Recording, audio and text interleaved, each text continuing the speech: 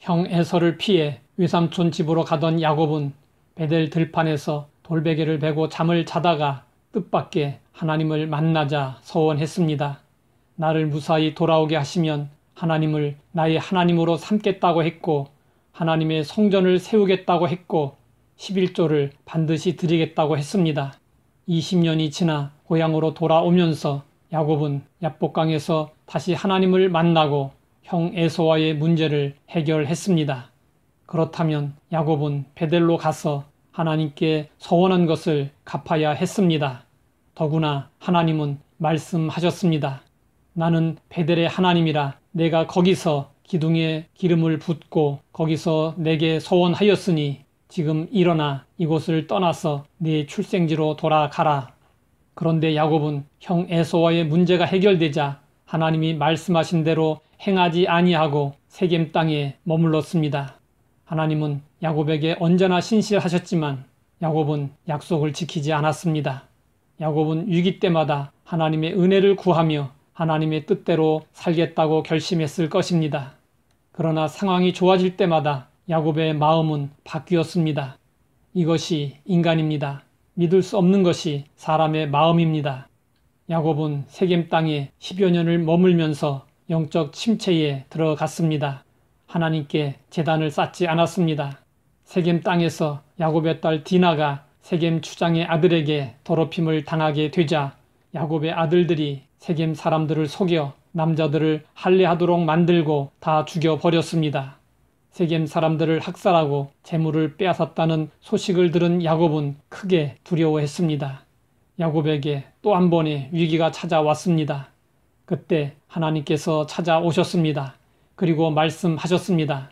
일어나 베델로 올라가서 거기 거주하며 내가 내 형 에서의 낯을 피하여 도망하던 때에 내게 나타났던 하나님께 거기서 제단을 쌓으라. 이에 야곱은 자신의 서원을 지키기 위해 베델로 올라가기로 결단했습니다. 그는 가족들에게 말했습니다. 우리가 일어나 베델로 올라가자. 내 환난 날에 내게 응답하시며 내가 가는 길에서 나와 함께하신 하나님께 내가 거기서 제단을 쌓으려 하노라. 야곱은 이에 앞서 가족들에게 요청했습니다. 너희 중에 있는 이방 신상들을 버리고 자신을 정결하게 하고 너희들의 의복을 바꾸어 입으라. 야곱이 베델로 올라가면서 가족들에게 요청한 것은 세 가지였습니다. 첫째는 이방 신상을 버리라는 것이었습니다. 이것은 하나님만을 의지하고 오직 하나님만을 섬기라는 것이었습니다. 둘째는 자신을 정결하게 하라는 것이었습니다. 이것은 부흥을 기대하며 거룩하신 하나님을 만날 수 있는 내적 준비를 하라는 것이었습니다. 셋째는 의복을 바꾸라는 것이었습니다. 이것은 행위를 앞세우는 의의 옷을 벗어버리고 하나님의 의의 옷으로 갈아입으라는 것이었습니다. 이것은 지금 우리가 하나님 앞에 나아갈 때에도 동일하게 필요한 것입니다. 돌아보면 우리도 야곱처럼 살았습니다. 급할 때는 하나님께 살려달라고 애원하고 하나님의 은혜를 구했지만 문제가 해결되면 서원을 잊고 또다시 내 마음대로 살았습니다.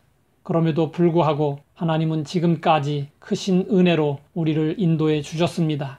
더 이상 하나님을 실망시키지 말아야 합니다. 우리도 베델로 올라가야 합니다. 처음 사랑, 열정을 회복해야 합니다.